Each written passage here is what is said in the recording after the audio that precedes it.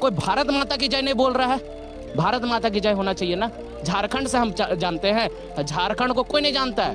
पहले झारखंड को कोई चिन्हे तो। आज पबजी खेलते हैं, कहाँ से हो भाई? झारखंड से हो, कोई जान रहा है? दोस्तों, झारखंड वो राज्य है जो सबसे अमीर होते हुए भी सबसे गरीब है। अब आप ये सोच रहे होंगे आखिर ऐसा कैसे? 15 नवंबर 2000 को बिहार से झारखंड को अलग कर देश का 28वां राज्य बनाया जाता है। भगवान बिरसा मुंडा की जयंती पर आदिवासियों की दशकों पुरानी मांग पूरी कर दी जाती है। लंबे संघर्ष और इंतजार के बाद झारखंड बिहार से अलग तो हो गया, पर क्या उस रूप में बनकर तैयार हुआ जिसके लिए अलग राज्य की मांग की गई थी? दोस्तों, दुनिया के मानचित्र पर झारखंड की पहचान सबसे रिचेस्ट मिनरल जोन के तौर पर होती है।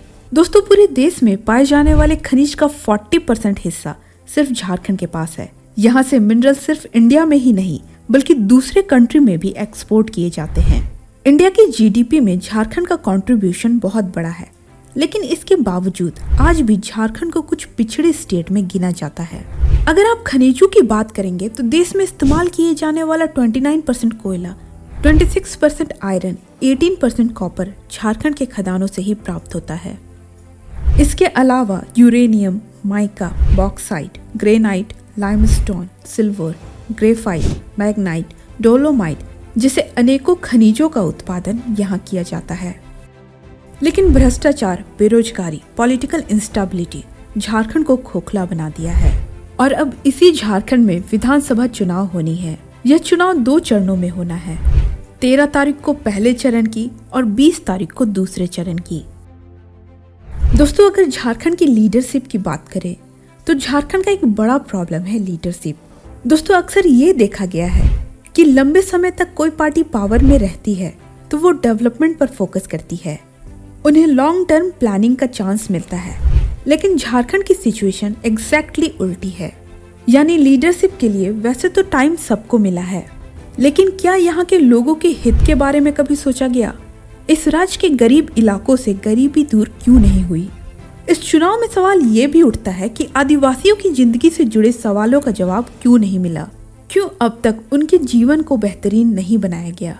दोस्तों, झारखंड की बड़ी आबादी आदिवासी समुदायों की है जो अपनी संस्कृति और परंपराओं से जुड़े हुए हैं, लेकिन उन्हें विकास की मुख्य धारा में लाने के लिए पर्याप्त प्रयास नहीं किए गए हैं। उनकी समस्याओं को सही से समझा ही नहीं गया है और वे आर्थिक रूप से पिछड़े रह गए हैं। दोस्तों, इसके साथ ही एक बड़ा कारण ये भी है कि यहाँ मौजूद संसाधनों का सही से उपयोग नहीं किया जाना। यहाँ के खनिज अक्सर अन्य राज्यों या निजी कंपनियों के हाथों में चले जाते हैं, जिनसे स्थानीय लोगों को फायदा नहीं मिलता। और अगर बात यहाँ की शिक्षा और स्वास्थ्य सेवाओं की करें तो झारखंड में शिक्षा और स्वास्थ्य सेवाओं का अभाव एक बड़ी समस्या है। राज्य में साक्षरता दर काफी कम है और शिक्षा की गुणवत्ता भी कमजोर है। अच्छे स्कूल और अस्पतालों की कमी के कारण लोग अशिक्षा और बीमारियों के चक्र में फंसे रहते हैं। झारखंड में रोजगार के अवसर भी सीमित है और जो होते हैं उसमें भी पेपर लीक का मामला सबसे गंभीर है, और जिससे युवाओं को बाहर के राज्यों में काम की तलाश में जाना पड़ता है। और इस पलायन से राज्य का विकास रुक गया है और स्थानीय समुदाय कमजोर पड़ गई है।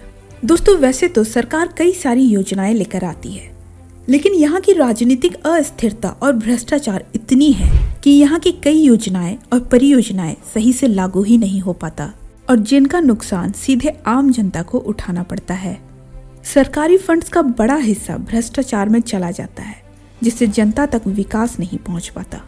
वैसे दोस्तों, झारखंड ने उपलब्धियां तो प्राप्त की है, पर क्या ये उपलब्धियां यहाँ के लोगों का जीवन बदल पाई है? झारखंड के बोकारो में स्थित Bokaro steel plant Bhilai steel plant के बाद भारत का दूसरा सबसे बड़ा स्टील प्लांट है और एशिया में तीसरा सबसे बड़ा है। जमशेदपुर भारत की पहली स्टील सिटी है, लेकिन फ्रेट इक्वलाइजेशन पॉलिसी के बाद ट्रांसपोर्ट कॉस्ट सिग्निफिकेंटली कम हुई है। और दोस्तों, देश के 100 स्मार्ट सिटी में से एक रांची स्मार्ट सिटी को पूरे देश में दूसरा स्थान प्राप्त है। पर क्या इसका फायदा यहाँ के लोगों को हो रहा है? दोस्तों, इसके अलावा गोड्डा में अडानी पावर प्लांट खड़ा है। 1600 मेगावाट का यह प्लांट बिजली उत्पादित करते हुए मैक्सिमम बिजली बांग्लादेश को बेचने लगा है। और इस बिजली को पैदा करने के लिए जो कोयला, जो खनिज संपदा के साथ यहाँ के जमीन, मजदूरी, बेसिक इंफ्रास्ट्रक्चर चाहिए वो इसी झारखंड से लिया गया है, लेकिन फिर भी यहाँ के लोग आज सबसे गरीब है। दोस्तों, आपको क्या लगता है झारखंड के विकास के लिए सबसे अहम भूमिका क्या है? अपनी राय कमेंट बॉक्स में जरूर दें।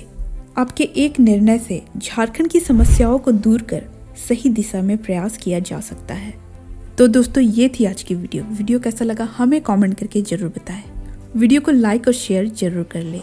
तो मिलते हैं किसी नए इंटरेस्टिंग टॉपिक के साथ, तब तक के लिए आप अपने ख्याल जरूर रखें। धन्यवाद।